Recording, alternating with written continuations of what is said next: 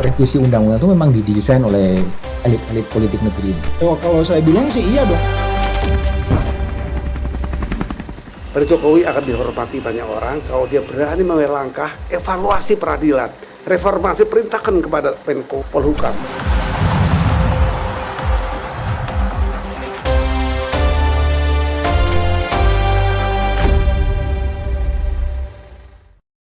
Oke, jumpa lagi di Back to BDM. Ya, saya akan mendiskusikan politik kontemporer yang menurut saya menarik diamati setelah Presiden Jokowi mengundang 3 bakal calon presiden ke istana untuk makan siang.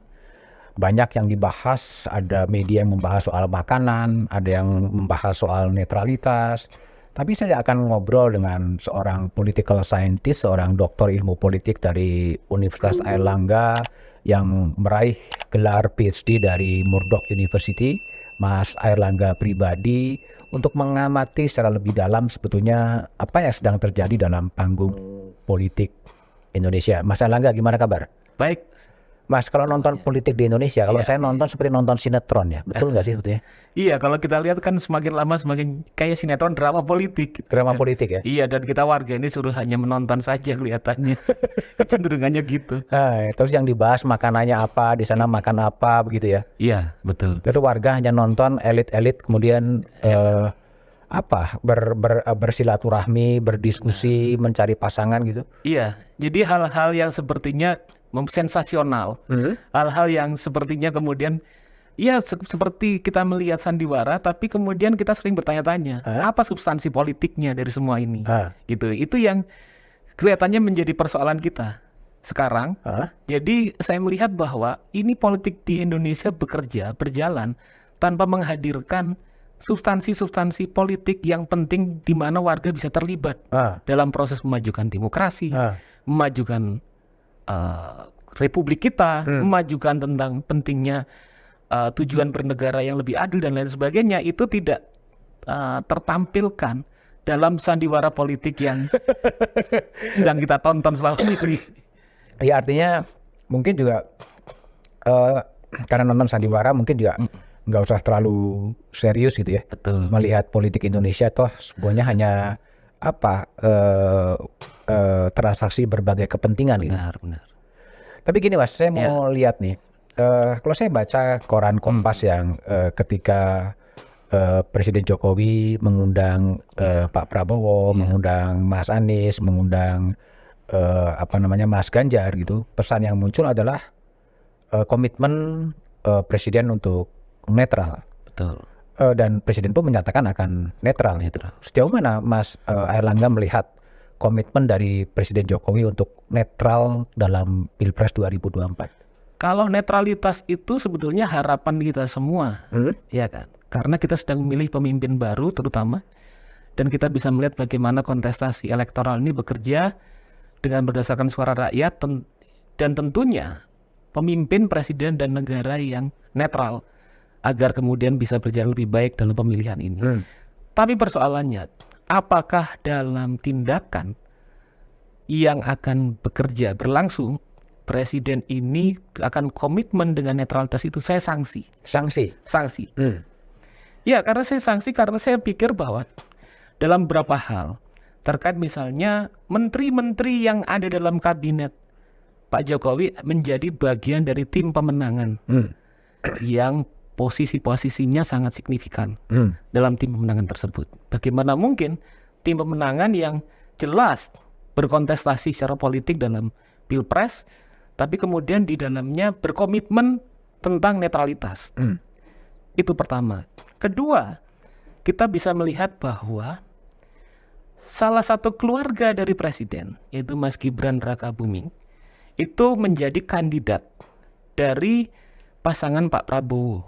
Apalagi kemudian nanti kita bisa diskusikan tentang kontroversinya penetapan kandidasi tersebut. Gitu. Nah, dari beberapa indikasi-indikasi yang muncul terkait dengan dinamika politik yang menjelang Pilpres 2024, di sini saya melihat bahwa saya sanksi bahwa presiden benar-benar netral dan bersikap imparsial serta tidak menggunakan aparat-aparat hukum dan kekuasaan aparat hukum dan negara untuk kepentingan-kepentingan politik. Apalagi ini yang menjadi bagian dari kontestasi adalah bagian langsung dari keluarga presiden itu sendiri. Lalu bagaimana kita harus menyikapi netral, silakanlah rakyat memilih. Jadi gimana kita harus rakyat biasanya harus memaknai apa pernyataan retorika bahwa menjamin akan netral itu? Iya, saya tentu bahwa rakyat sebagai warga negara memiliki hak, memiliki posisi dalam partisipasinya untuk melakukan kontrol yang terus-menerus terhadap bagaimana berjalannya politik di Indonesia, terutama pada saat Pilpres 2024.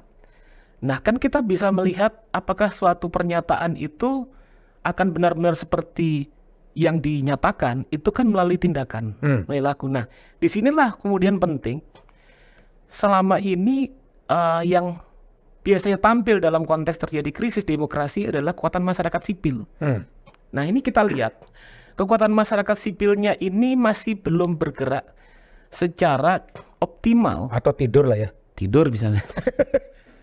Halusnya sebelum bergerak, tapi sebetulnya sekarang ini tidur mati suri. Mati suri kalau kita lihat bagaimana mungkin dalam suatu peristiwa politik yang seperti ini, yang nanti kita bisa ulas, misalnya banyak indikasi-indikasi pelemahan demokrasi, tapi kemudian tidak nyaring suara masyarakat sipil untuk menegaskan dan memperbaiki keadaan. Oke. Gitu. Tapi kembali ke soal netralitas ya. Sekarang kan pejabat-pejabat kepala daerah juga tidak dipilih secara demokratis, semua ditunjuk dari pusat, gitu kan? Iya. Bagaimana kemudian bisa dijamin bahwa mereka tidak dimanfaatkan untuk kepentingan-kepentingan politik tertentu, gitu loh? Nah, itu saya pikir bahwa di sini kita tidak bisa menjamin karena ada berbagai indikasi-indikasi sebelumnya presiden tentang bagaimana dalam langkah dan tindakan politik ternyata jauh dari netralitas. Dari menteri, terus kemudian dari pelibatan keluarga gitu kan dalam kontestasi, apalagi pejabat-pejabat gubernur ini kemudian ditunjuk oleh pemerintah gitu.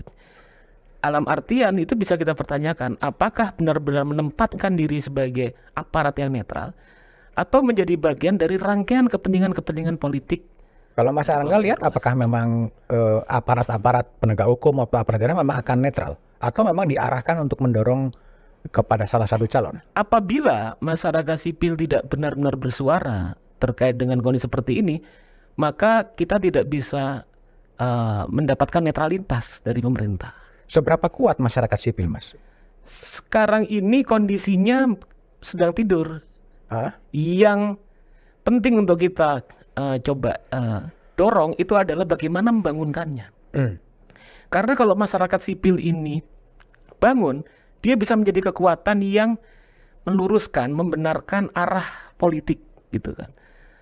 Ketika kemudian ada suatu kesadaran bersama bahwa ini yang menjadi pertaruhan adalah kehidupan kita, kehidupan masyarakat kita, negara kita, republik kita, maka ini menjadi suatu kekuatan yang sangat kuat dorongannya, gitu.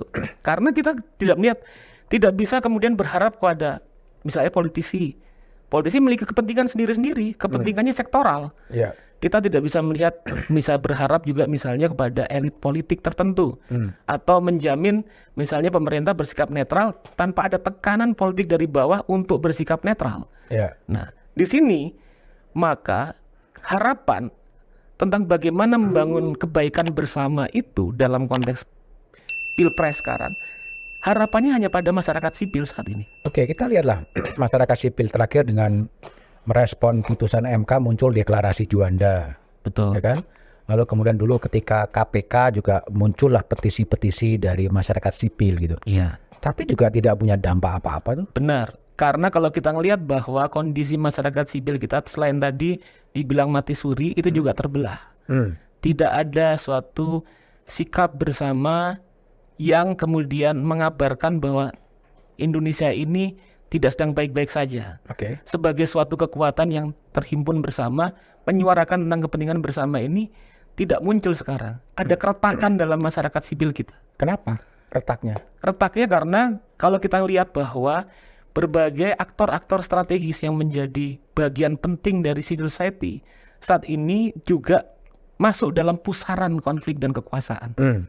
Jika kemudian kita bisa melihat bahwa beberapa atau aktor-aktor strategis yang memiliki kredensial yang kuat di masyarakat sipil itu juga diam atau membenarkan terkait dengan corak kekuasaan yang bekerja saat ini. Gitu. Nah, inilah yang kemudian kita bisa melihat bahwa tampilnya aktor masyarakat sipil ini semata-mata sekarang ini masih menjadi letupan-letupan saja. Jadi keresahan-keresahan yang muncul ketika politik di Indonesia ini sedang menjadi persoalan serius. Sedang mengalami persoalan. Ini menunjukkan betapa aparat begitu kuat sekali sebetulnya sekarang. Iya, Negara begitu kuat sekali. Benar. Karena kalau kita melihat sebetulnya proses ini kan berlangsung bukan hanya tiba-tiba saat ini. Karena kemudian kita melihat bahwa pelemahan terhadap masyarakat sipil dan juga tentunya demokrasi itu juga berkembang dalam proses yang cukup panjang. Kita tahu misalnya kalau coba kita analisis sebentar bahwa setelah jatuhnya Soeharto 98 muncul suatu bulan madu yang pendek sebetulnya dari gerakan demokrasi kita, dan kemudian memunculkan apa yang disebut sebagai masuknya kekuatan oligarki, di mana sedikit segelintir elit yang menguasai kemakmuran dan kekuasaan, menguasai ruang dan arena politik.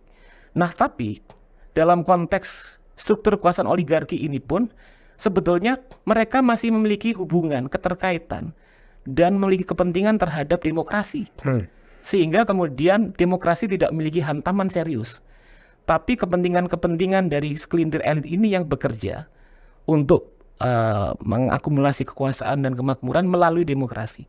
Nah, selanjutnya justru setidaknya sekitar 5 tahun terakhir terjadi pelemahan-pelemahan atau regresi demokrasi yang cukup serius terkait dengan pelemahan hak politik, terkait dengan misalnya bagaimana undang-undang ITE itu menjadi bagian dari upaya untuk membatasi hak politik kita. Dan ketika operasi ini terus berlangsung, kemudian elit memiliki confidence yang sangat tinggi untuk kemudian mengubah arah politik Indonesia, tidak lagi bekerja melalui sistem dan logika demokrasi.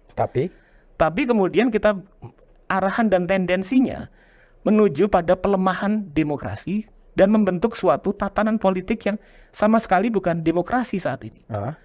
Bahkan cenderung dekat dengan otoritarianisme. Artinya ini sedang terjadi gelombang balik demokrasi. Iya, seperti betul. Huntington pernah menulis bahwa sedang membalikan demokrasi kembali ke otoritarisme. Kembali arahnya kalau tidak didorong oleh tekanan politik masyarakat sipil yang kuat, hal seperti itu bisa terjadi, tidak tertutup kemungkinan. Gini Mas, kalau kita ngelihat beberapa perkembangan politik terakhir, misalnya persoalan kontroversi terkait dengan bagaimana MK meloloskan gugatan terkait dengan undang-undang yang kemudian memiliki implikasi masuknya Mas Gibran. Ini bukan persoalan sepele. Tapi kemudian berbagai macam hal yang bekerja, termasuk konflik of interest, termasuk tidak konsistennya logika-logika yang tampil dalam keputusan tersebut, dan banyak hal menunjukkan bagaimana hukum digunakan sebagai perangkat kekuasaan.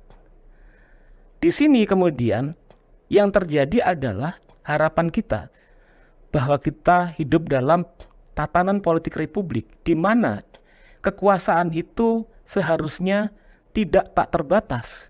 Ini kemudian mulai tergerus, mulai longsor. Nah, ukuran dari kekuasaan tidak tak terbatas adalah ketika ada pembatasan kekuasaan dan ketika institusi hukum otonom dalam membuat atau kemudian mengulirkan kebijakannya dan tidak diintervensi oleh kepentingan-kepentingan kekuasaan atau konflik of interest. Nah, ketika kemudian hal ini diterabas, ini berarti sebetulnya kita sedang bergeser dari negara modern yang bersubstansi republik menjadi republik yang bersubstansi kerajaan. Gitu. Nah, ini adalah suatu persoalan problem besar yang serius. Biasanya rakyat Indonesia ini ketika ada persoalan-persoalan yang sangat besar seperti ini bergerak. Dan tadi kita juga sama-sama bilang kok ternyata masih tidur gitu kan. Ini menjadi persoalan yang serius saya pikir gitu. Nah, di sini dalam konteks ini maka kita sudah masuk dalam bagaimana mendorong politik yang melampaui partisan politik tertentu, tapi adalah bagaimana menyelamatkan republik ini. Jadi kalau bahasa Mas Erlangga sekarang republik rasa kerajaannya. Republik rasa kerajaan.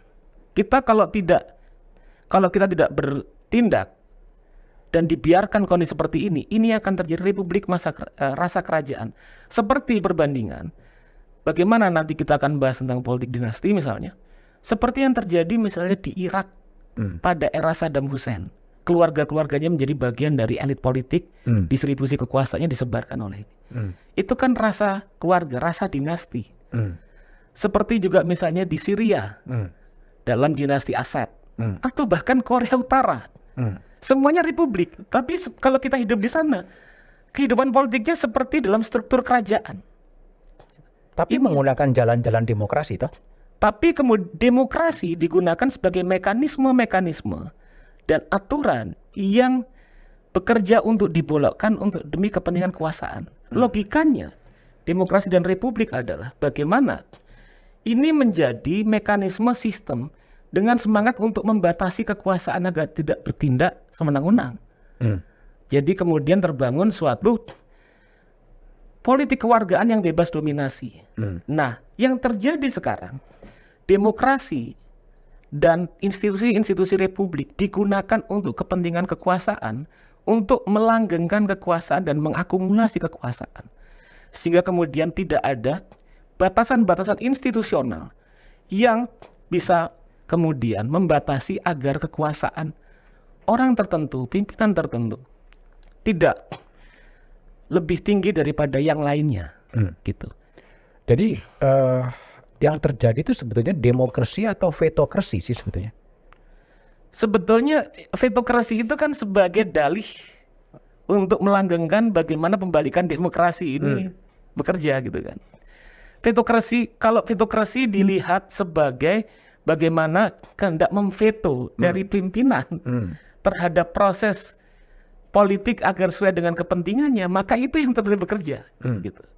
Tapi kalau kemudian kita berharap bahwa republik dan demokrasi seperti yang dicita-citakan diharapkan para pendiri republik kita, atau kalau kita misalnya melihat ke Pancasila itu, Bung Karno lahirnya Pancasila mengutarakan bahwa Indonesia ini bukan milik kelompok tertentu, bukan milik orang kaya saja, bukan milik orang berkuasa saja, tapi semua untuk semua.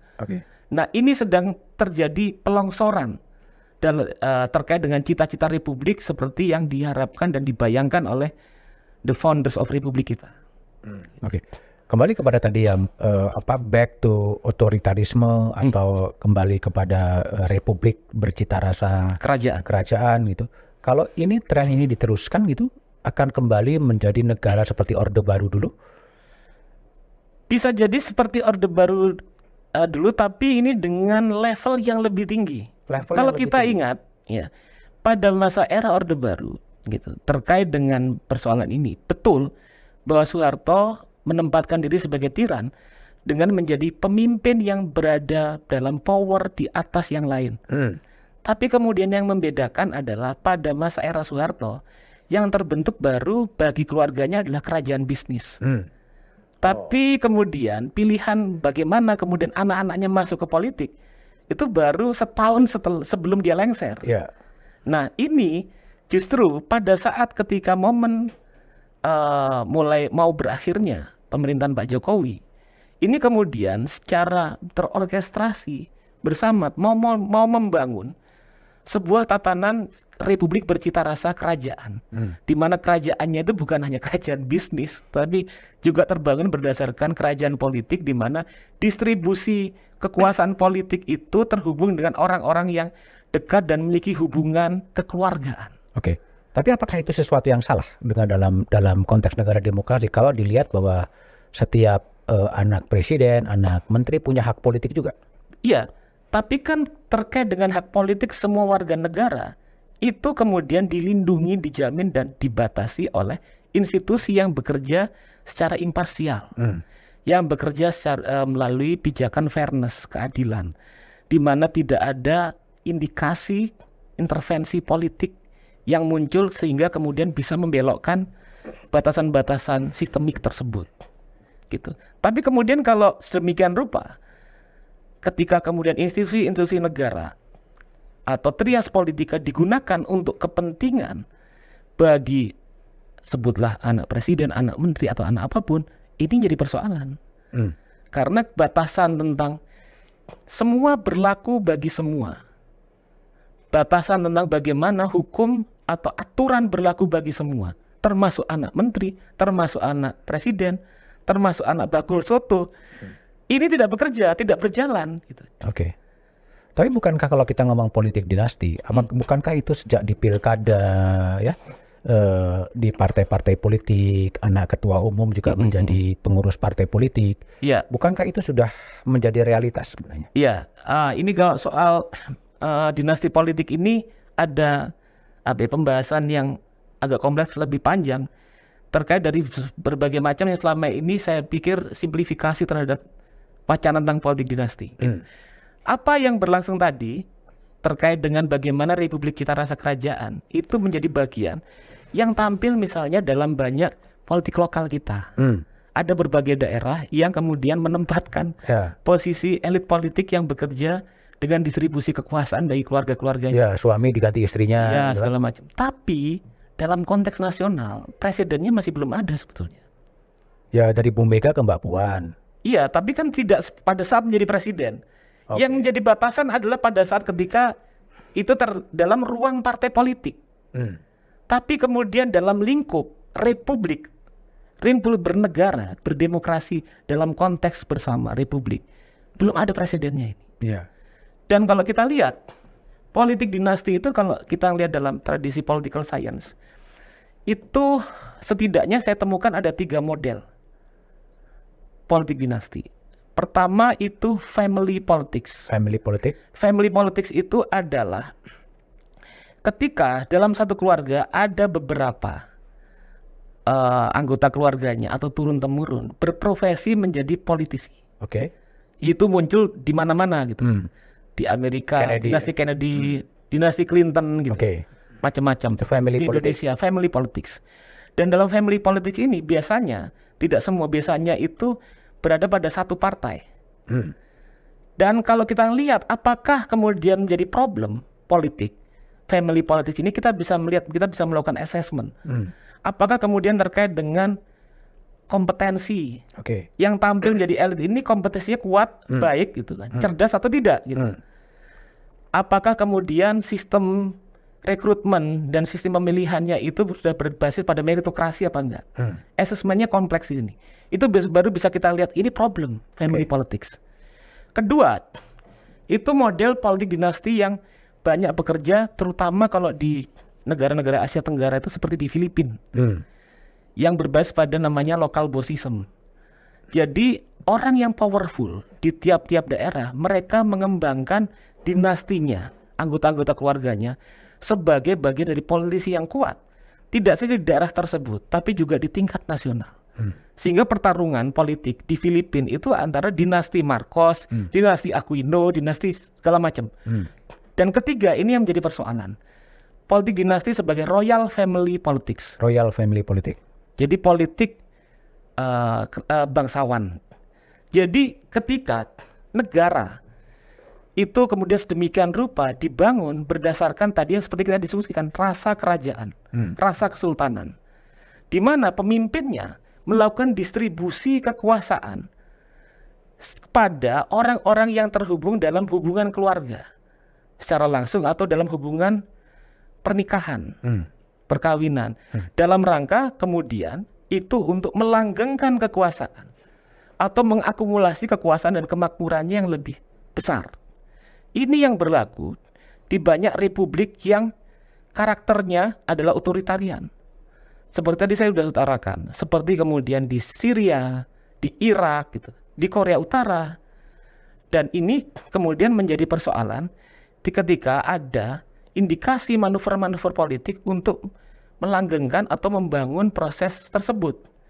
Jadi ketika politik dinasti kemudian menjadikan corak struktur politik dari negara itu berbasis seperti dinasti, ini menjadi persoalan yang serius. Bukan persoalan partikular misalnya pada konstituen atau kader partai tertentu, tapi persoalan bersama, persoalan warga kita, persoalan rakyat kita. Dan Nah, yang di Indonesia yang terjadi yang royal family politik Di Indonesia kalau dibiarkan menuju ke sana, menuju ke sana. menuju ke sana. Artinya sekarang belum. Sekarang sebetulnya belum, tapi kita kan bagaimana mengkoreksi, menahan agar tidak terjadi kecenderungan menuju royal family politics.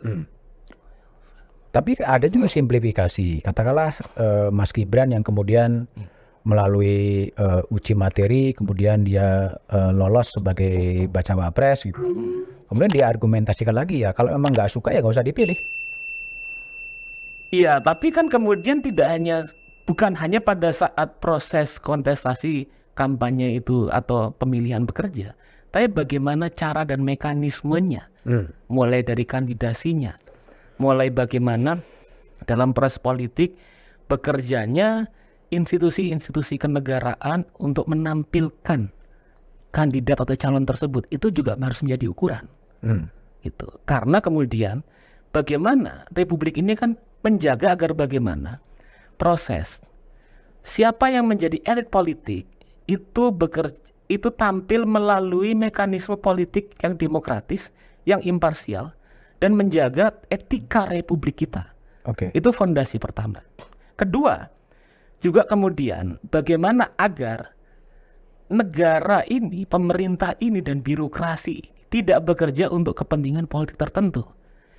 Karena kalau semua itu berjalan, maka kemudian yang kita takutkan dari fondasi awal dari kita berrepublik tentang bagaimana agar tidak ada kekuasaan yang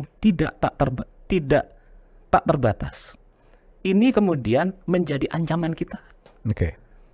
Tapi Mas, kalau kita ngomong soal Mas Gibran, itu kan kalau menurut penjelasannya Presiden, itu kan bukan domainnya Presiden, itu kan domainnya partai-partai politik, dia nggak cawe-cawe gitu. Iya, tapi kalau kita melihat bahwa dalam prosesnya, kita bisa melihat bagaimana Mahkamah Konstitusi itu kemudian tampil dengan munculkan konflik of interest yang ada di dalamnya, dalam penetapan tersebut. Terus juga bagaimana kemudian pada proses yang bekerja kemudian dorongan-dorongan dari misalnya tidak langsung personal presiden, tapi kemudian bagaimana bagian dari kabinetnya, menterinya juga mendorong terhadap kandidasi tersebut, gitu kan. Ketika dalam posisi sebagai bagian dari tim pemenangan, gitu. Dan banyak hal, bagaimana kita bisa melihat secara kasat mata, bagaimana apa yang dilakukan itu kemudian berbeda dengan kemudian apa yang diutarakan.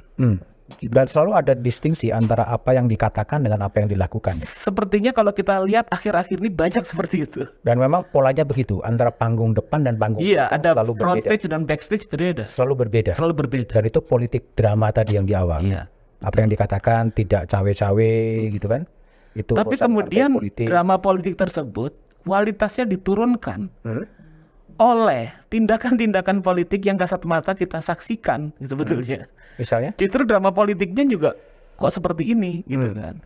Ya kita misalnya dari apa yang sudah terjadi selama ini, mulai dari sebetulnya kalau kita lihat sebelum kandidasi Mas Gibran, kita bisa menyaksikan misalnya bagaimana sebelumnya wacana tentang perpanjangan masa presiden atau 3 periode itu tampil. Oke. Tidak langsung diutarakan oleh presiden, tapi kemudian orang-orang atau kalangan-kalangan yang jadi bagian dari lingkaran kekuasaannya itu muncul dan tampil dengan wacana tersebut. Oke.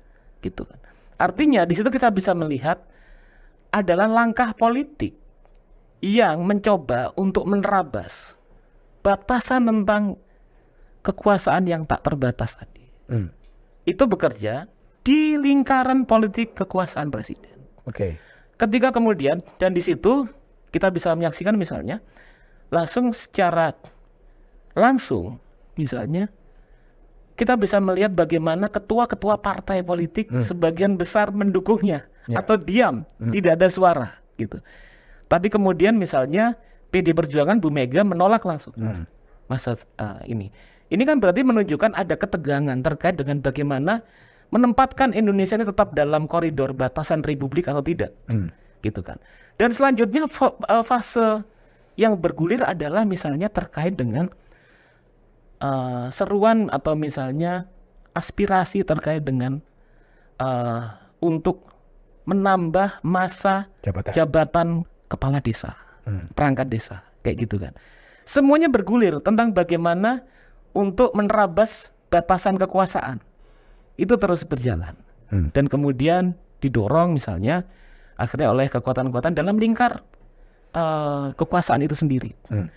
Dan selanjutnya kemudian ketika ini tidak menjadi sesuatu yang secara konsensual diterima terkait dengan 3 periode perpanjangan masa jabatan, kemudian manuver politik bekerja kita lihat pada ujungnya seperti ini, tentang bagaimana bagian dari dinasti politik Pak Jokowi kemudian tampil sebagai kandidat calon wakil presiden. Nah, kita bisa melihat proses politik yang secara koheren. Itu dalam mulai dari gagasan 3 periode, perpanjangan masa jabatan, sampai kepada pencawapresan Mas Gibran, ini dalam satu linear. Saya lihat bahwa tendensi dan kepentingannya linear. Iya, yaitu tentang bagaimana melanggengkan dan tetap bertahan dalam arus kekuasaan, serta bagaimana mengakumulasi kekuasaan yang lebih besar. Tapi bukan kalau dalam fakta politik panggung depannya, bukankah kemudian Mas Gibran itu didorong oleh Partai Golkar sepertinya? Dan Pak Prabowo juga minta agar Gibran menjadi bacawa pres. Ini panggung depan. Ini panggung depan atau apa? Kalau saya melihat itu bagian dari panggung depan, gitu kan, tentang bagaimana kan kalau kita lihat proses itu bekerja setelah bisa maju, terus kemudian kita lihat yang ditampilkan adalah misalnya Golkar, itu front stage. Tapi kan backstage, invisible power hand-nya, ini kan kemudian bekerja. Gitu. Tapi kenapa Golkar yang dalam Munas mengusulkan Mas Airlangga sebagai calon presiden gitu, dan partai ini kan partai besar ya, sudah berpengalaman lama dibanding dengan partai-partai lain, dengan sekejap dia bisa mengubah putusan dari Mas Airlangga menjadi Gibran. Iya, kalau kita lihat kalkulasinya misalnya, ketika kemudian Golkar menerima atau Golkar mengusung Mas Gibran sebagai kandidat wapres dari Golkar, maka kemudian kekhawatiran dari ketum Golkar Pak Erlangga Hartarto untuk kemudian dimunaslupkan, karena kan seperti itu kan, kalau kita ngelihat perkembangannya, ini kemudian bisa pupus gitu loh. Artinya tidak ada kekhawatiran itu gitu.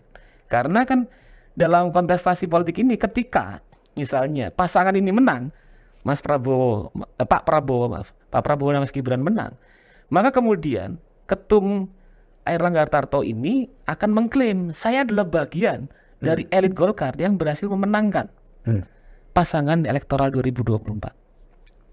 Kapan saya diganti atau dimunaslupkan? Gitu.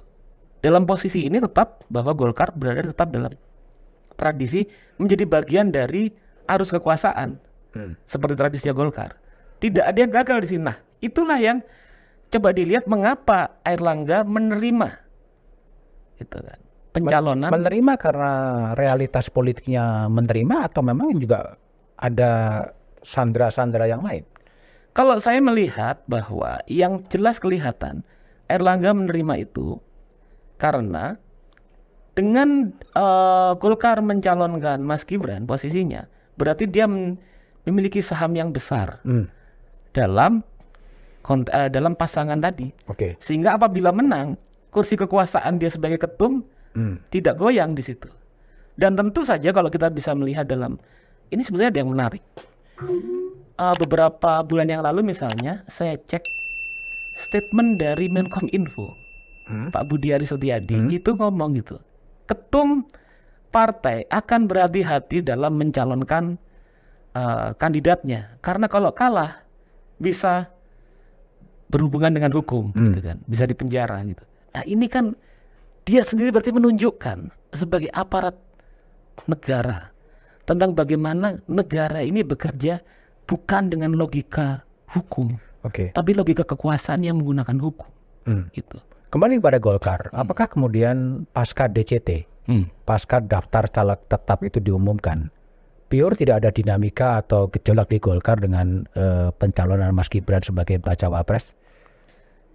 Kalau saya lihat bahwa sedikit ada, riak-riak kecil ada, tapi setidaknya kalau kita melihat secara umum Golkar menerima. Karena kalau kita lihat orientasi politik Golkar yang mereka kemukakan sendiri, bahwa tradisi politik Golkar adalah bukan oposisi. Bukan oposisi.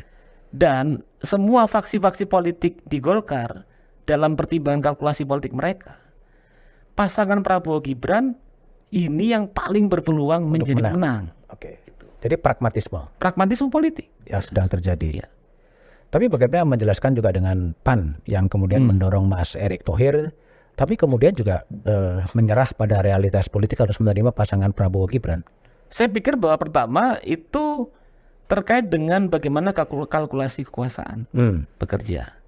Nah, bagaimana kemudian bahwa pasangan ini mereka pertimbangkan akan menjadi pemenang karena kedekatan dengan arus kekuasaan dari terutama adalah Presiden Jokowi dan juga kemudian seperti tadi kenapa saya mention misalnya pernyataan Pak Budiari itu Setiadi, karena itu menunjukkan bahwa siapa yang menjadi pemenang relatif akan tidak tersentuh oleh persoalan-persoalan hukum gitu. Nah itu yang menjadi penyebab logika di mana tarikan siapa yang berpeluang menjadi pemenang dalam Pilpres 2024 itu akan berpeluang di mana partai-partai politik itu akan masuk menjadi bagian dalam koalisi tersebut. Itu yang menjadi bagian dari mengapa kasus seperti Golkar, PAN tetap pada posisi mendukung Prabowo dan Mas Gibran. Mas, ini kan juga apakah kemudian kemunculan Mas Kaisang yang tiba-tiba menjadi ketua umum PSI, 2 hari anggota, kemudian menjadi ketua umum, kemudian Mas Gibran di endorse oleh PDIP menjadi wali kota, belum selesai naik menjadi bakal calon wakil presiden. Apakah ini menandakan sebuah terjadi political disruption sebenarnya? Saya melihat bahwa ini political disruption, tapi bergerak tidak membuat kita menuju arah yang lebih maju. Gitu. Biasanya kalau kita bicara tentang the age of disruption, itu kan mendorong bahwa perubahan-perubahan ini membuat kita guncang, tapi menuju pada arah yang lebih maju. Tapi ini enggak. Ini menuju menurut saya justru pada arah kemunduran. Bagaimana menjelaskan kemunduran? Memunculkan politik instan. Politik instan. Iya, tentang bagaimana. Tapi jangan-jangan kita sendiri yang mungkin lebih baby boomer gitu, yang terbiasa dengan merit system dari ranting ke kecamatan, ke kabupaten, ke provinsi, lalu ke pimpinan ini loncat aja ke atas. Itu kan disrupsi yang luar biasa. Jangan kita yang terperangkap dengan teori-teori politik modern itu. Enggak, kalau saya pikir begini, persoalan merit system itu bukan hanya harapan atau bayangan, imajinasi kita baby boomer. Tapi itu juga sebetulnya saya di kampus sering diskusi dan dialog dengan mahasiswa, adik-adik mahasiswa. Mereka itu juga berharap tentang merit system gitu.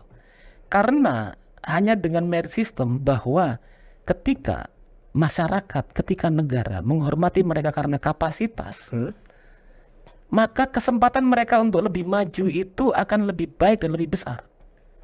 Bukan karena kita anak siapa, tapi karena kita memiliki kapasitas kemampuan bisa berkomunikasi, bisa berkolaborasi gitu kan. Bisa inovatif, itu kan sebetulnya jargon inovasi, kolaborasi gitu kan. Terus kemudian ya banyak hal seperti itu kan bagian dari imajinasinya kalangan-kalangan milenial sebetulnya. Dan itu adalah bagian dari merit sebetulnya. Bahwa kalangan-kalangan muda yang dia bisa berkolaborasi dengan yang lain, bahwa dia bisa berinovasi dengan yang lain, dia memiliki imajinasi tentang perubahan yang lebih baik. Itu berangkat dari merit kapasitas dari generasi Gen Z tadi, generasi milenial tadi. Itu hanya bisa terbuka ketika sistem ini kemudian bekerja berdasarkan pada kesetaraan. Oke.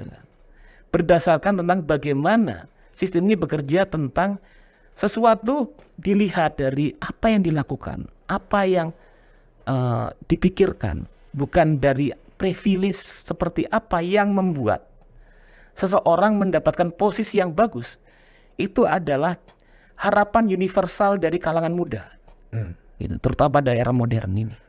Mas, kalau dilihat ya, fenomena Pak Jokowi yang kemudian relatif sukses menempatkan Gibran sebagai wali kota Solo, Mas Bobi sebagai wali kota Medan, Iya. ya kan? Mas Kaisang sebagai ketua umum PSI, bahkan Mas Gibran bakal menjadi wakil presiden. Dibandingkan dengan Pak SBY. Pak SBY kan juga bisa menurunkannya kepada Mas Agus Harimurti Yudhoyono sebagai ketua umum, dan kemudian Edi Baskoro juga dalam struktur partai gitu. Apa yang membedakan dua apa dari Bu Mega dengan Mbak Puan gitu? Apa yang Membedakan antara tadi. antara Pak SBY, Bu Mega dan Pak Jokowi? Iya, kalau misalnya tadi saya utarakan terkait dengan misalnya politik dinasti dari Pak SBY, politik dinasti dari Bu Mega, gitu. Ini kita bisa melihat dalam kategorisasi yang saya utarakan tentang family politics. Mereka ini adalah dari keluarga-keluarga yang profesinya adalah Politisi. politisi. Oke. Mereka kemudian biasanya, meskipun tidak semua, itu berangkat dari satu partai yang sama. Oke. Terkait dengan apakah ini berjalan baik, fair, tidak menjadi problem, ya kita harus melakukan assessment terhadap apa yang berlangsung dalam dinamika partai. Apakah berjalan berdasarkan merit system, berdasarkan kapasitas, berdasarkan pada tatanan demokrasi segala macam. Kalau tidak, berarti jawabannya reformasi kepartaian. Nah, tapi kemudian apa yang terjadi pada dinasti politik Pak Jokowi, terutama yang kemudian kita persoalkan adalah pada kandidasi Mas Gibran, bahwa ini adalah royal family politics, politik yang menempatkan bagaimana distribusi kekuasaan dilakukan oleh pimpinan berdasarkan pada hubungan-hubungan keluarga. Seperti apa yang terjadi pada masa feodal ketika pemimpin, raja, sultan itu mendistribusikan kekuasaan pada keluarga-keluarganya. Dan yang menjadi problem, persoalan, ini bukan hanya kalau yang tadi itu. Kalau memang ada persoalan pada dinasti Pak SBY atau Bu Mega, yang jadi problem adalah konstituen atau kader partai. Tapi yang di Pak Jokowi ini, ketika kemudian ada persoalan terkait dengan kandidasi Mas Gibran, kemudian problemnya ini seluruh warga Indonesia. Kapal Republik ini yang menjadi persoalan. Mas, jadi kalau kita lihat ya, legacy Pak Jokowi selama 9 tahun kan relatif oke ya. Relatif oke. Di luar Baik. soal kebebasan sipil dan demokrasi, infrastruktur oke gitu. Kemudian kenapa tiba-tiba dia terpancing gitu untuk ikut merestui Mas Gibran ikut dalam kontestasi? Itu juga pertanyaan buat saya, sebetulnya buat kita banyak orang. Karena kan kemudian apabila kemudian menjadi kontroversi seperti ini kan seperti crash landing gitu. Nah, di sini pertama itu saya lihat bahwa sepertinya rezim ini fokus hanya pada pembangunan sifatnya ekonomi. Tapi kemudian pertimbangan-pertimbangan sehubungan dengan bagaimana politik ini bekerja, demokrasi bekerja, bukan menjadi prioritas. Ya kan? Akibatnya kemudian ketika demokrasi politik tidak bekerja seimbang dengan pembangunan ekonomi, kemudian memunculkan imajinasi tentang bahwa kalau saya mencoba untuk mengakumulasi atau mempertahankan kekuasaan saya, tidak ada yang mengontrol. Gitu. Nah, inilah kenapa kemudian pada akhirnya memunculkan persoalan tadi. Karena kemudian pelemahan atau pembatasan demokrasi ini memiliki efek serius ternyata. Sebagian dari warga kemudian merasa bahwa hak politiknya itu kemudian tidak terjamin. Kemudian kehendak atau partisipasi keberanian untuk mengontrol atau melakukan koreksi terhadap politik itu tidak kuat. Dan masyarakat sipil itu mati suri gitu. Sehingga kecenderungan tendensi seperti diutarakan Lord Acton, kekuasaan itu cenderung pada korup. Kekuasaan yang absolut itu korupsinya absolut. Kecenderungan terjadi godaan-godaan untuk melanggengkan kekuasaan. Ini lebih kepada hasrat untuk berkuasa, karena kekuasaan itu begitu menggetarkan, begitu mengagumkan, begitu mempesona, sehingga kemudian mempesona dan juga memenuhi kepentingan-kepentingan material. Oke. Nah, itu yang kemudian membuat apalagi ketika hasrat ini bergerak dan tidak ada kekuatan yang dianggap bisa membatasi, maka kemudian kita bisa menyaksikan bahwa ujungnya seperti ini. Oke. Kalau kita masuk ke MK ya, itu kan banyak sekali laporan-laporan yang melaporkan Anwar Usman gitu, Ketua Mahkamah Konstitusi dan adik ipar dari Presiden Jokowi yang conflict of interest, artinya benturan kepentingan ketika dia mengadili peraturan yang bakal menguntungkan keponakannya gitu. MK ini kan sebuah lembaga negara yang sangat prestisius, sangat strategik. Kok bisa sampai kode etik itu pun kemudian terlanggar? Iya, kan kalau kita lihat MK itu kan mendapatkan tempat terus sebagai the guardian of the constitution, pengawal dari konstitusi. Kita berharap segala macam dispute terkait dengan kita bernegara itu bisa kita serahkan pada MK sebagai penjamin, dan ternyata enggak, gitu kan. Nah, ini kan kemudian muncul. Tadi saya melihat kenapa kemudian saya menyatakan bahwa indikasi tentang royal politics family ini bekerja. Ketika misalnya mulai dari, ya tentu tidak ada yang salah dengan pernikahan Hakim MK Anwar Usman, ini kemudian menikah dengan adiknya Pak Jokowi. Oke gitu. Tapi kemudian ketika ini berhubungan dengan profesinya, apalagi beliau sebagai ketua Mahkamah Konstitusi, dan kemudian ternyata dalam kasus yang sangat menentukan persoalan ini beliau terlibat dan menjadi bagian yang menentukan. Gitu. Nah, di sini saya melihat bahwa batasan-batasan tentang bagaimana trias politika menjamin agar kekuasaan bisa tetap dibatasi, ini kemudian menjadi persoalan. Nah, saya pikir di sini kan berarti sengaja atau tidak sengaja kita bisa melihat ternyata yang saya sebut vortex of power, pusaran kekuasaan bergerak untuk menghubungkan bagaimana relasi kekuasaan dengan kepentingan kekuasaan kelompok tertentu. Saran Anda terhadap Anwar Usman apa? Ya, kalau seperti ini, kalau saran saya sebetulnya sebagai bentuk dari tanggung jawab sebagai hakim MK mundur atau dimundurkan? Lebih baik kalau misalnya Mas Budiman bilang saran kepada Pak Anwar Usman, ya saya bilang kepada Pak Anwar Usman, kalau beliau adalah teman saya, lebih baik kamu mundur. Tapi dia mengatakan bahwa jabatan ini dari Tuhan.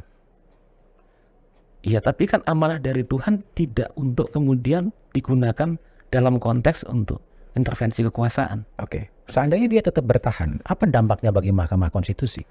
Nah, ini problemnya. Problemnya adalah melemahnya kepercayaan publik terhadap Mahkamah Konstitusi sebagai pengawal konstitusi. Oke.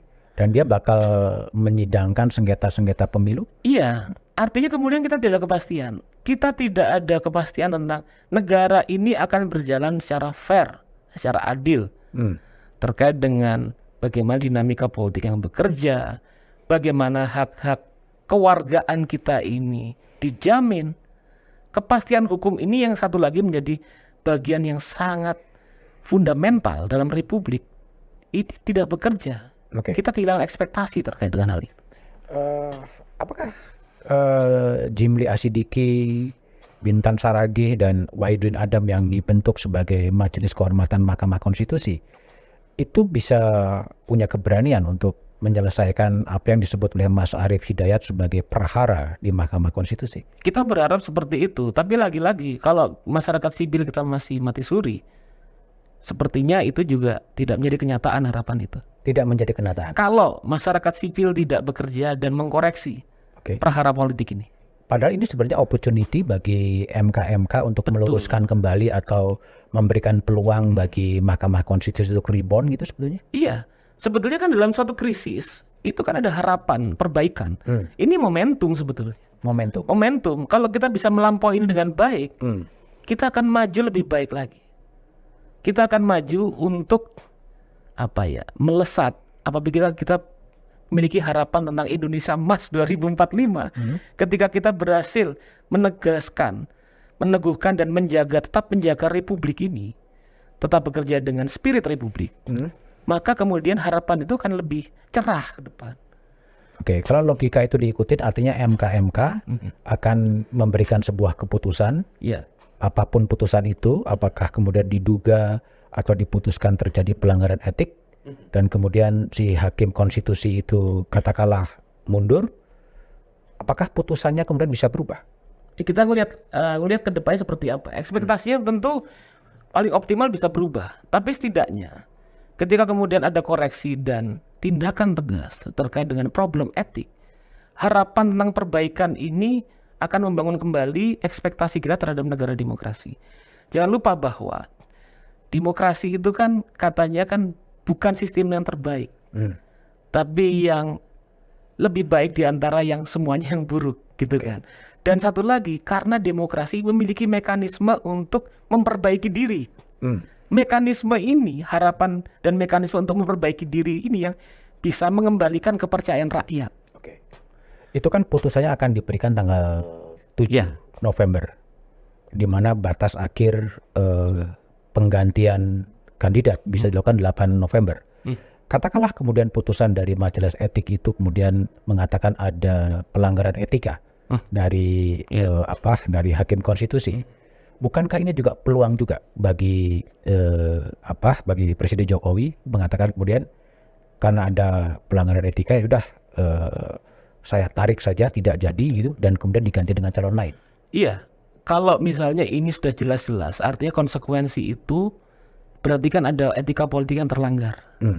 Dan sebagai bentuk pijakan pemimpin terhadap etika politik yang baik, kita juga berharap Presiden juga akan mengambil tindakan terkait dengan elektoral 2024, terkait dengan posisi Mas Gibran.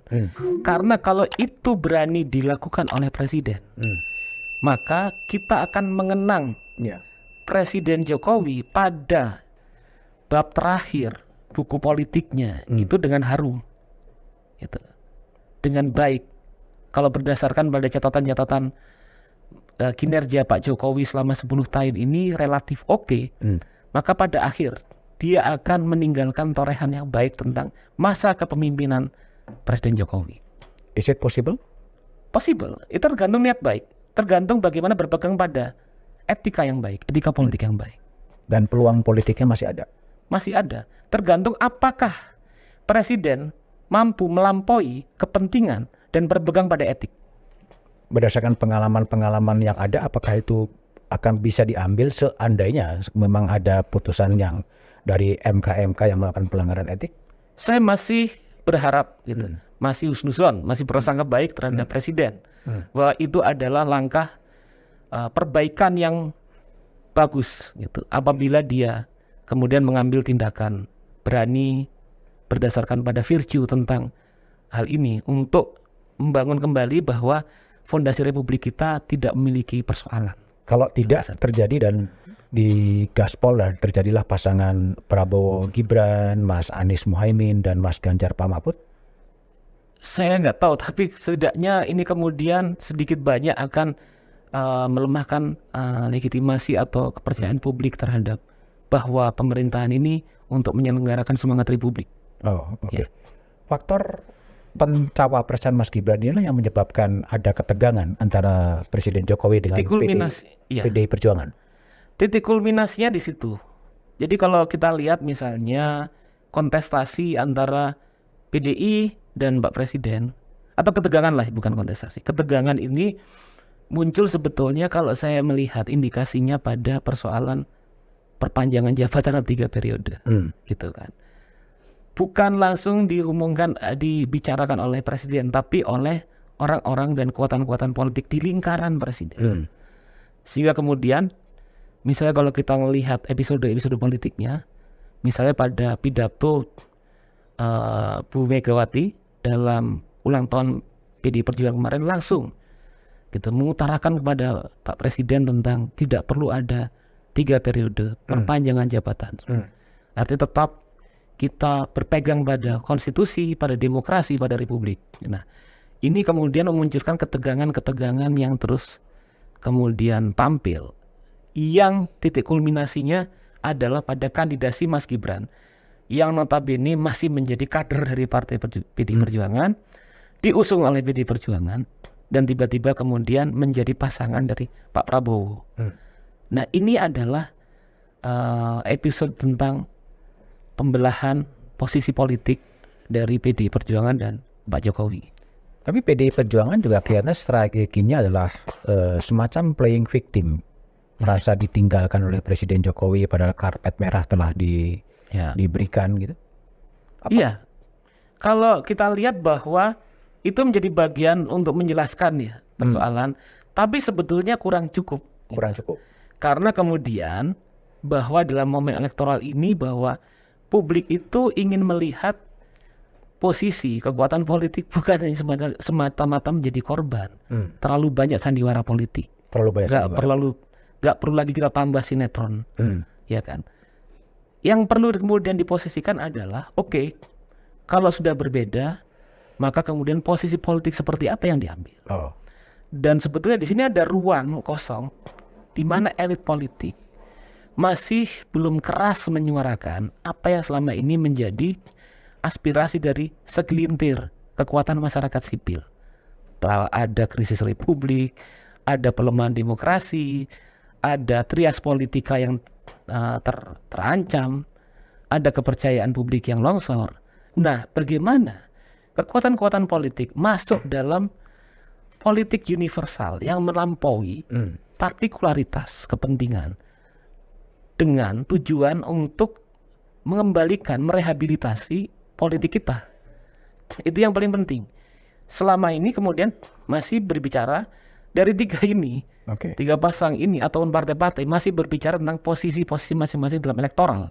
Posisi PDIP kan biasanya hitam dan putih ya. Ketika Budiman Sujatmiko kemudian bergabung kepada Prabowo ya, langsung dikirim surat pemecatan, dipecat gitu. Tapi dalam konteks Gibran ini kelihatannya juga agak ambigu ya.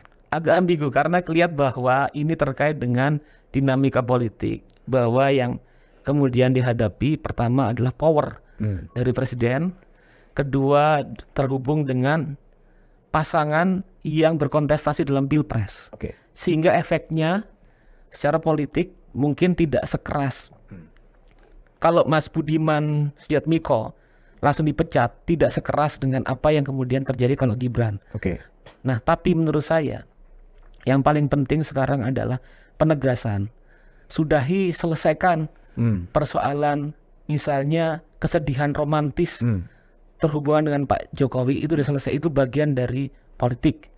Nah, sekarang bagaimana melihat ke depan strategi politik seperti apa yang diambil dengan kesadaran bahwa mereka sudah berbeda posisi dengan Pak Jokowi dan Gibran, dan kedua bagaimana menjawab persoalan yang melampaui persoalan kontestasi politik kepartean atau elektoral tentang nasib dari republik ini. Kalau dengan feeling atau kalkulasi Mas Airlangga dengan 3 kontestan Prabowo Gibran, Mas Ganjar, Pak Mahfud dan Mas Anies Muhaimin, siapa yang akan menang? Kalau kita ngelihat tendensi politiknya seperti ini, ya kemungkinan Pak Prabowo Gibran. Peluangnya lebih besar. Peluangnya besar karena kemudian saat ini masih belum ada kekuatan masyarakat sipil yang membatasi tentang bagaimana agar negara ini netral, agar aparat ini bersikap imparsial. Akan menang 1 putaran? Kalau dalam kondisi fair politik, semua bisa menang, tapi saya pikir 2 putaran. 2 putaran. Iya, kalau 1 putaran ini kontestasinya karena tidak ada selama ini yang benar-benar leading dengan jumlah yang sangat tinggi. Meskipun Muni, Budi Ari mengatakan akan 1 putaran menang. Iya, itu kan harapan dari Mas Muni. Itu kan kemudian Presiden akan juga menggunakan segala daya. Nah, tadi saya bilang kalau berdasarkan pasar politik yang adil aturan, semuanya berpotensi itu 2 putaran. Kalau intervensi politik, intervensi kekuasaan, ya semua bisa dilakukan, termasuk satu putaran juga bisa dilakukan. Tapi bagaimana dengan pengawasan publik yang harus Nah. dikalkulasikan? Itu yang harus diperkuat. Kalau kontestasinya ini berdasarkan kalkulasi publik yang kuat, koreksi publik yang kuat, gitu, maka kemudian tidak satu putaran. Dan juga kemudian belum tentu juga Pak Prabowo dan Gibran yang unggul. Belum tentu juga. Belum tentu. Kalau tadi netral, fair, segala macam ya. Jadi masih sangat dekat ya, masih Sangat sangat ketat ya. Sangat ketat. Nah, ini faktor yang perlu kita dan jarang untuk disebutkan tentang faktor terkait dengan kekuatan masyarakat sipil. Oke.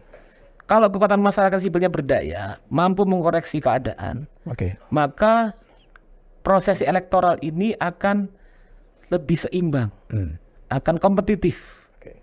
gitu. Kalau tidak, ya seperti ini. Oke. Mas, itu kan politik yang sekarang lagi current isu ya. Tapi saya ingin tanya yang lain, Mas. Mas sebagai political scientist gitu, ambil PhD sampai di Murdoch dan cukup banyak buku-buku yang ditulis gitu. Saya ingin tahu dari refleksinya Mas Airlangga, apa sih masalah bangsa ini yang paling hakiki sebetulnya? Masalah bangsa ini yang paling hakiki. Sehingga bangsa ini ya beginilah, tidak pesat seperti Korea Selatan atau seperti apa? Saya melihat begini, kalau kita kembalikan, ini berangkat dari kesadaran sejarah kita. Indonesia ini dalam perjuangannya, sejarahnya, kemudian diharapkan, dicita-citakan menjadi negara yang memberikan keadilan, kesetaraan bagi semua. Sementara yang berkembang ekonomi politiknya, dinamika ekonomi politiknya adalah adanya kekuatan elit-elit bisnis, politik, kekuasaan yang menguasai segelintir ini, yang menguasai ruang politik. Oligarki. Itu yang Problem oligarki. problemnya di oligarki. Jadi problem utama mendasar fundamentalnya, the mother of problemnya itu pada oligarki, sehingga kemudian kecenderungannya ketika tidak terkoreksi, yang terjadi adalah seperti ini sekarang ini. Ekstremitasnya sebetulnya memunculkan apa yang sudah kita diskusikan sekarang. Jadi ancaman masalah bangsa yang cukup akut sekarang ini adalah adanya praktek oligarki, ekonomi dan politik. Ekonomi politik, juga kemudian keadilan hukum, konsekuensinya. Ketika mereka yang berkuasa secara politik, kemudian kekuatan ekonomi yang makmur berdasarkan pada resource negara, segala macam. Ini menunjukkan bahwa hukum tidak bekerja secara fair. Oke. Gitu. Kalau nation state, negara di luar Indonesia yang menurut Mas Airlangga sebagai negara yang selayaknya menjadi benchmarking, menjadi negara yang inilah mungkin cita negara ideal versi Mas Airlangga pribadi, negara mana? Sebetulnya kemudian model-model tentang bagaimana demokrasi politik dan demokrasi ekonomi itu bekerja dengan baik itu kan di negara-negara Skandinavia, Scandinavian country. Scandinavian country. Dan cuma harus dilihat bahwa Scandinavian country itu tidak tiba-tiba dari langit menjadi negara-negara social welfare state gitu kan, tapi berangkat dari social struggle, pertarungan sosial yang cukup kuat gitu kan.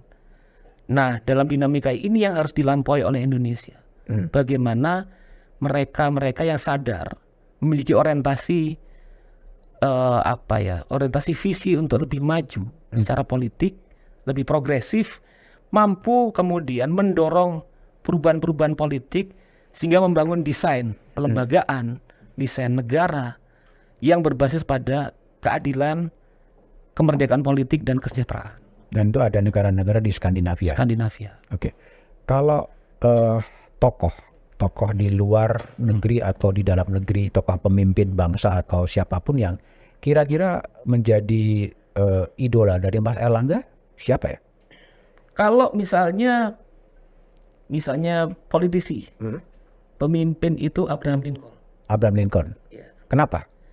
Karena kemudian dia menunjukkan bahwa keadilan dan kemanusiaan itu ada di atas segala-galanya. Keadilan dan ada di atas segala. Kita tidak bisa kemudian berekspektasi tentang persatuan misalnya, kalau kita tidak bisa membangun tatanan yang lebih adil. Oke. Gitu. Ketika dia menghapuskan perbudakan, pilihannya kan pada waktu itu ini retak, atau kita tetap pada perbudakan gitu, atau kita menolak perbudakan. Jawaban Lincoln adalah dalam kondisi dinamika politik, syarat pertama bahwa kita bisa bersatu menjadi negara yang besar adalah hapuskan perbudakan at all cost. Gitu. Nah, itulah yang dihormati. Pijakannya adalah keadilan dan kemanusiaan. Kalau di Indonesia siapa tokoh yang kata-kata mendekati cita ideal dari Mas? Dwi Tunggal, Soekarno-Hatta. Soekarno-Hatta. Iya. Kenapa? Ya karena pertama bahwa misalnya Soekarno ini menjadi tokoh yang sangat penting mendorong tatanan Indonesia dari feodalisme kolonialisme menuju republik Oke. Indonesia. Dan kedua, dia yang menegaskan tentang visi kebangsaan Indonesia itu bukan menatap masa lalu, tapi melihat ke depan dalam tulisan-tulisannya dia. Dan selain itu, selain memiliki orientasi politik yang maju, dia bisa mengkomunikasikan dengan bahasa rakyat.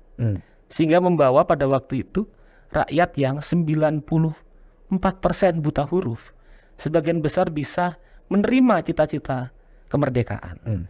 Dan juga seperti juga Lincoln, dia menekankan pada kemerdekaan, tentang bagaimana Indonesia ini seluruh warga negaranya itu merdeka dari dominasi dan kekuasaan yang bisa menindas.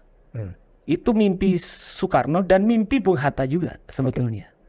Mungkinkah suatu saat muncul lagi Soekarno dan Hatta baru? Saya pikir bahwa itu semua tergantung pada kolektivitas politik bersama rakyat. Bahwa apabila kita secara bersama-sama bisa tergerak untuk maju dan memperbaiki republik ini, maka kemudian kita, masyarakat ini akan memunculkan figur Soekarno, Hatta, Syahrir, gitu kan, Tan Malaka, dengan kemudian situasi yang berbeda, tapi semangatnya tetap. Sekarang belum ada. Sekarang masyarakatnya masih tidur. Masih tidur. Iya. Jadi kalaupun ada, ya seperti Soekarno, seperti Hatta, ya 1-2 orang. 1-2 orang. Tidak merubah kondisi sosial. Oke. Kalau imajinasi atau mimpi Mas Airlangga soal Indonesia yang 100 tahun nanti di 17 Agustus 2045 akan jadi negara dan masyarakat yang seperti apa ya? Masyarakat pertama, masyarakat yang demokratis, yang menghormati kemerdekaan sipil, politik, ekonomi, sosial dari warganya. Di dalamnya kemudian bahwa proses pembangunan yang bekerja itu menjadi bagian dari pembebasan, di mana warga dilibatkan sebagai subjek pembangunan tersebut. Itu yang penting. Kedua, tentang kesetaraan. Bagaimana semua warga negara, termasuk generasi muda, bisa kemudian membayangkan tentang kehidupannya yang lebih baik. Gitu kan. Bukan karena dia anak siapa, tapi karena apa kapasitas dan apa yang dilakukan dan pengabdiannya. Gitu. Dan saya pikir juga ketiga, itu yang sebetulnya Indonesia 2045 itu sebetulnya navigasinya, tonggaknya sudah dibangun, diproyeksikan pada Indonesia 1945, gitu kan. Dan itu terus. Dan sebetulnya juga ini sebetulnya kita sedang bergerak di sana. Jadi sangat sayang sekali pada masa ini proses terjadi guncangan politik yang tidak perlu. Gitu. Guncangan politik kemana nih? Guncangan tidak perlu, misalnya sekarang ini terjadi sekarang kontroversi ini. Krisis republik ini gitu kan tidak perlu sebetulnya. Karena kemudian kalau kita bisa mampu melakukan koreksi, self correction terhadap republik kita, maka seperti apa yang kita bayangkan 2045 itu bukan satu hal yang mustahil. Optimis di 2045 akan menjadi lebih baik, yang lebih setara, yang lebih adil, yang lebih sejahtera? Saya pikir tetap optimis. Gitu. Jadi meskipun dalam keadaannya ini kondisi kita pesimis, tapi kita secara kehendak kita harus optimis, harus yakin gitu untuk bisa menjawab atau merealisasikan hal tersebut. Sejauh 2024 ini bisa smooth ya? Bisa smooth gitu.